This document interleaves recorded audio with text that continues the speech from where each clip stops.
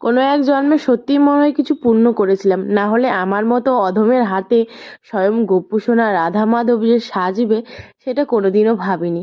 আমাকে শুধু বলা হয়েছিল যে তোমার রং তুলিগুলো নিয়ে আসবে, রং তুলি করা হবে। কিন্তু আমি তখন পর্যন্ত জানতাম না যে আমার হাতে গোপুসোনা, রাধা মাধব, মা লক্ষ্মী, জগন্নাথ সবাই সাজবে। তো দেখো, প্রথমে এখানে আমি আমার গোপুসোনাকে সাজিয়ে নিচ্ছি। তো আমি বুঝতে পারছিলাম না প্রথমে যে গোপুসোনাকে কেমন করে সাজাবো। তারপর দেখো, গোপুসোনার লুকটা একটু একটু করে কমপ্লিট হয়েছে, ফুল কমপ্লিট হয়নি কিন্তু এখনো। আর রাত্রি 2টো পর্যন্ত বসে আমি গোপুসোনাকে সাজিয়েছি।